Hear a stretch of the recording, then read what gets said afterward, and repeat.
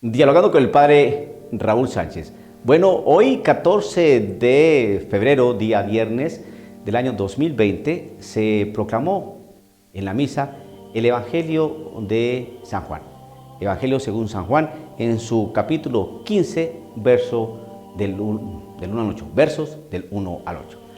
Este Evangelio nos hace pensar sobre el permanecer, porque esa palabra se repite varias veces en este texto del que estamos hablando, el Evangelio según San Juan. Permanecer en Cristo. Jesucristo entonces en este Evangelio se compara con un árbol de uva. Yo soy la vid verdadera y ustedes son los sarmientos. Si ustedes quieren tener fruto o dar fruto, tienen que permanecer en esa vid verdadera, en ese árbol verdadero. Entonces aquí la cuestión es esta: ¿cómo hace uno para saber que está en la vid verdadera? Vamos a tratar de desilvanar esto con cautela. El Señor Jesucristo se compara con un árbol de uva, pero la clave está en que Él es el árbol de uva verdadero, dando a entender que existen otros árboles de uva. Es decir, que hay otros Cristos, otro mensaje cristiano u otro evangelio. Yo soy la vid verdadera, yo soy el árbol de uva verdadero.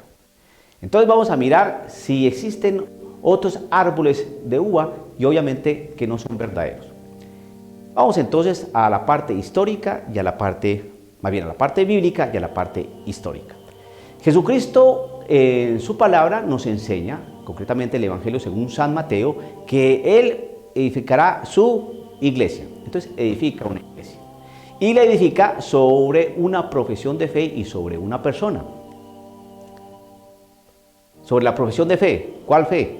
Tú eres Jesús, el Hijo del Dios vivo. Eso es la profesión de fe. Jesús es el Hijo de Dios. ¿Y quién profesó eso? Pedro. Entonces, sobre esa profesión y esa persona, Jesucristo dice: edificaré mi iglesia. ¿Por qué sabemos que sobre esa profesión? Porque Pedro la manifestó. Sobre eso edificaré mi iglesia. ¿Y por qué sabemos que es sobre Pedro? Porque después le da unas llaves, porque le da potestad para atar y desatar. Por esas sencillas razones es que sabemos que Jesucristo edificó su iglesia sobre los apóstoles y teniendo a Pedro como su vicario. ¿Cómo sabemos eso? Pues cuando Jesucristo le dice a Pedro que si lo ama, San Pedro responde sí 3 veces. Jesucristo le dice: apacienta mis ovejas, apacienta mis corderos. Es decir, lo puso como pastor de un rebaño, de una iglesia. Bien. ¿Eso se puede constatar? Claro. ¿Con la historia? Claro. Simplemente ir a los padres de la iglesia, los padres apostólicos, los padres de la iglesia, para que ustedes vean, ¿no?, el primado de Pedro, para que ustedes vean lo que hacía, lo que enseñaba, lo que decía, lo que predicaba esa iglesia primitiva. La historia no nos deja mentir, o sea que tenemos basamento bíblico, tenemos basamento histórico. El que quiera negar esto es porque está cerrado y no quiere estudiar.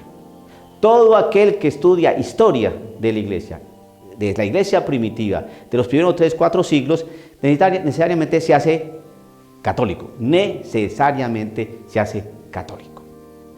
Sustraerse a esa realidad es una necedad intelectual, terquedad intelectual, y es prácticamente nadar contra corriente. Ya con estas personas no se puede hacer absolutamente nada, porque la Biblia nos da un dato y la historia soporta ese dato bíblico, ¿no? Eso es cuestión de terquedad o querer imponer cosas. No se trata de eso.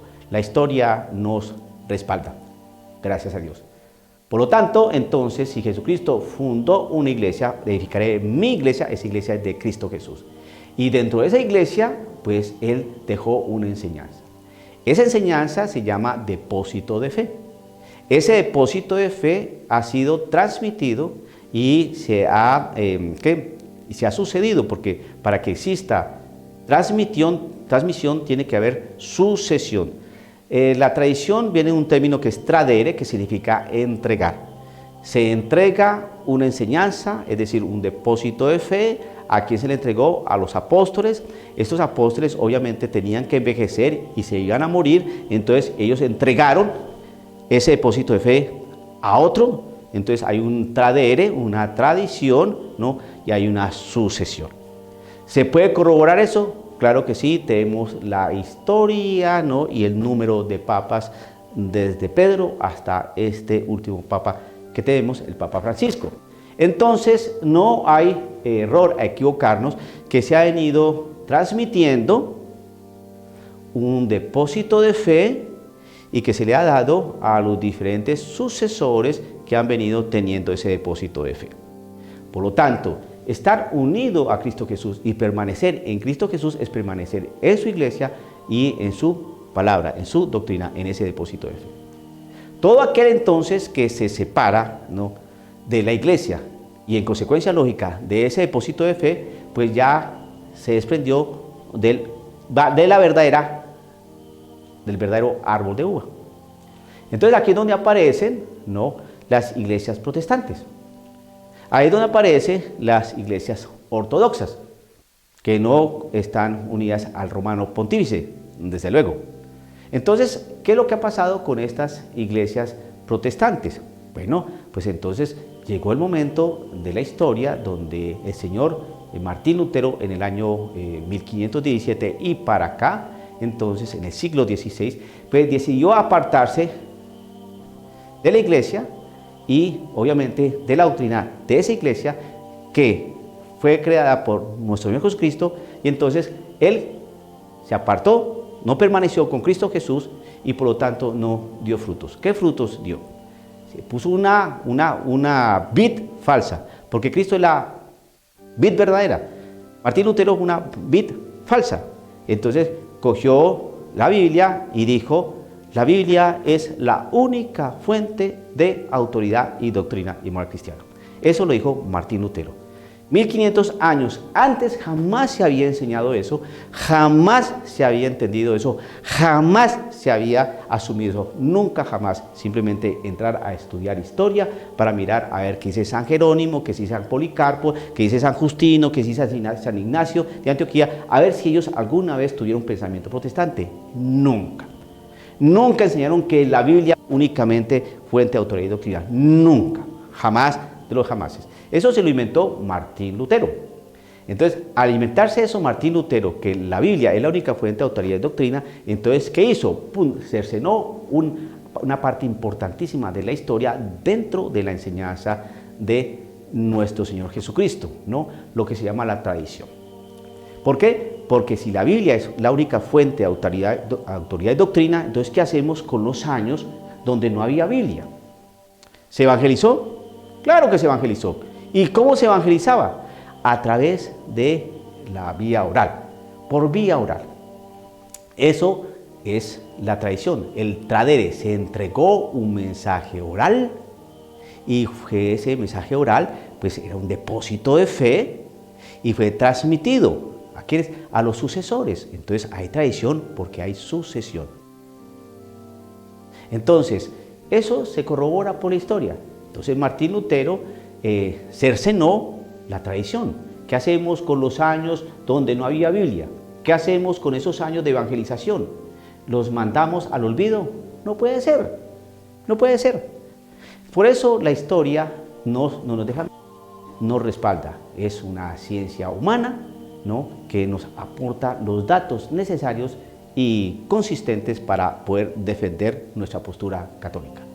Así pues, entonces con Martín Lutero, cuando se desprendió, no permaneció en la iglesia. Al no permanecer en la iglesia que Cristo fundó, pues se apartó de Cristo Jesús.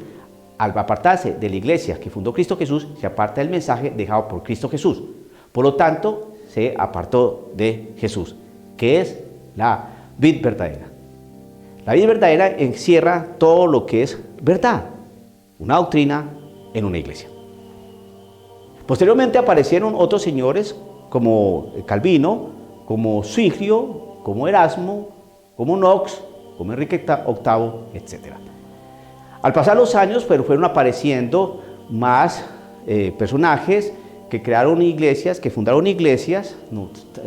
Russell, John Smith, L.G. White y otros tantos por ahí, ¿no? Y cada uno pues son ramas que no pertenecen a la verdadera vid. Jesucristo dice, yo soy la verdadera vid. Y ustedes son los sarmientos, es decir, las ramas. Si los sarmientos, es decir, la rama, se separan de esa verdadera vid, no pueden dar frutos. Entonces, frutos verdaderos, obvio. Entonces, ¿qué hacemos con ese montonón de iglesias protestantes? Con evangelios inventados, el evangelio de la prosperidad, el evangelio de la teología de la liberación, el evangelio de la falsa misericordia, el evangelio de la New Age, el evangelio de la Pachamama. ¿Qué hacemos con esos evangelios? Esos evangelios se han apartado de Cristo Jesús. Qué bueno que usted se dé a la tarea de estudiar historia de la iglesia. Y qué interesante cuando sabemos que Jesucristo fundó una iglesia sobre los apóstoles, dejó a esa iglesia una enseñanza llamada depósito de fe. Ese depósito de fe está custodiado por un magisterio conformado por el Papa y los obispos. Ese magisterio custodia ese depósito de fe y es transmitir,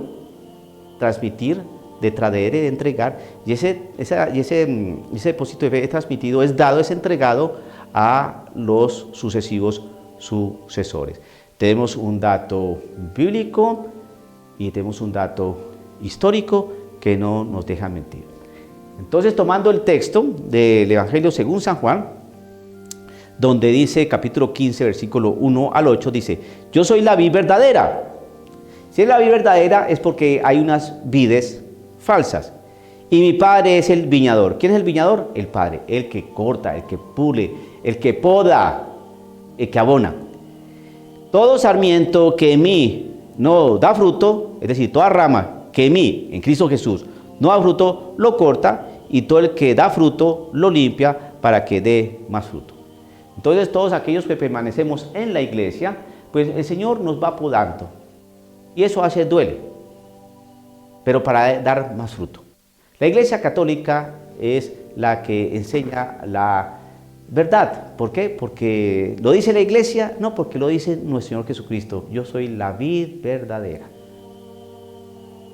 Y esa vid verdadera fundó una iglesia y en ella dejó una doctrina verdadera. Todos aquellos que salen de ahí y no permanecen en él, pues van a ser vides falsas. Dialogando con el padre Raúl Sánchez.